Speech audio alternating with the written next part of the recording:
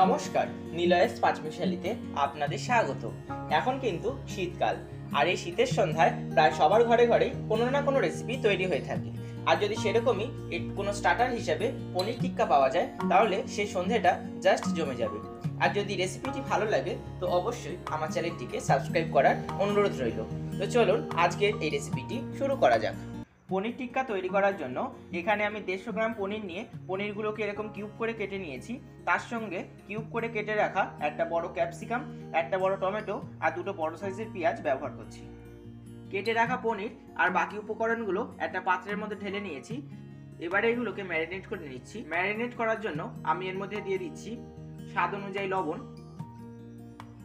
লবণটা এখানে আমি হাফ চামচের মতো দিলাম।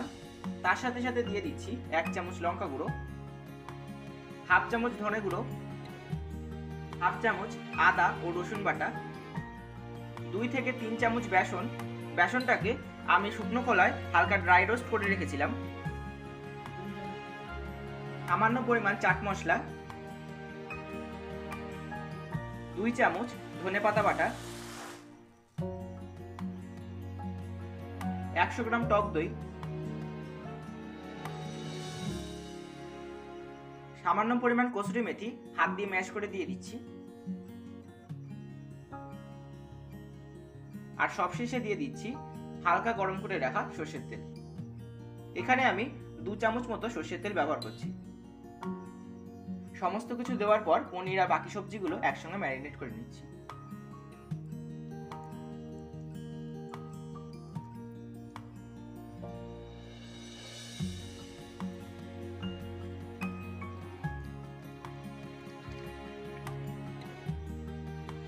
সবার শেষে মাখানোর সময় আমি ব্যালেন্সের জন্য সামান্য পরিমাণ চিনি অ্যাড করে দিচ্ছি। এখানে আমি হাফ চামচ চিনি ব্যবহার করেছি। চিনিটা দেওয়ার পর আবারও এটাকে ভালোভাবে মেখে নিচ্ছি। সমস্ত কিছু দিয়ে পনির আর বাকি সবজিগুলো মাখানো হয়ে গেছে। এবার 20 মিনিটের জন্য রেস্টে রেখে দিচ্ছি। 20 মিনিট হয়ে গেছে। আর এদিকে আমি টিক্কাটা তৈরি করার জন্য কয়েকটা কাঠি ব্যবহার করছি। এই কাঠিগুলোকে আমি আগে থেকে জলের মধ্যে কিছুক্ষণের জন্য ভিজিয়ে রেখেছিলাম। এবার এই কাঠিগুলোর মধ্যে পনির আর বাকি সবজিগুলো একে একে সাজিয়ে নিচ্ছি। আপনারা আপনাদের পছন্দ মতো সাজিয়ে নেবেন। এবার একটা কাঠি নিয়ে প্রথমে একটা ক্যাপসিকাম,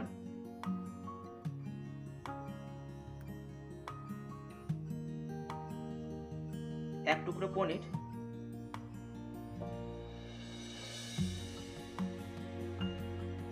এক টুকরো পেঁয়াজ,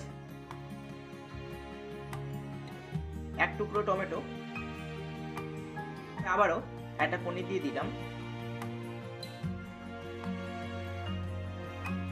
আবার একটা পেঁয়াজের টুকরো দিচ্ছি, এক টুকরো টমেটো দিয়ে দিচ্ছি, আবার একটা পনির দিয়ে দিলাম, এক টুকরো পেঁয়াজ দিয়ে দিলাম, আর সবশেষে এক টুকরো ক্যাপসিকাম দিয়ে দিচ্ছি। এইভাবে আমি প্রত্যেকটা সাজিয়ে নিচ্ছি।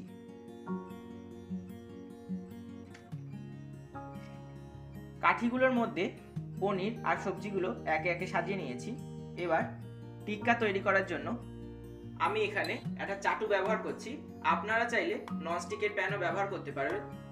এবার এই চাটুটার মধ্যে বেশ কিছুটা পরিমাণে বাটার ব্রাশ করে দিচ্ছি।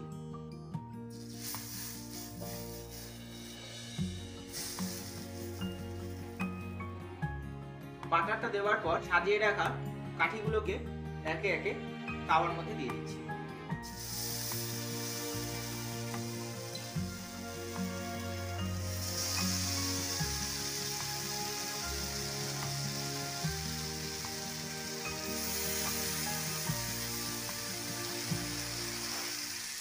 উপর থেকে আরো কিছুটা বাটার ব্রাশ করে দিচ্ছি।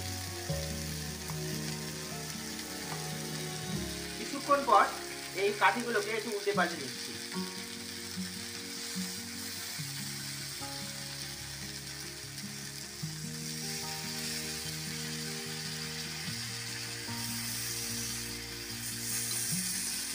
চাটুর মধ্যে এপিঠ ওপিঠ হালকা করে সেঁকে নিয়েছি।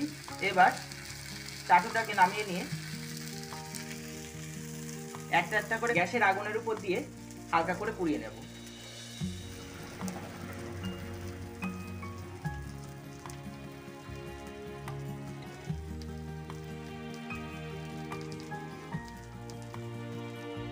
আগুনে পোড়ানোর সময় উপর থেকে একটু হালকা করে বাটার ব্রাশ করে দিচ্ছি।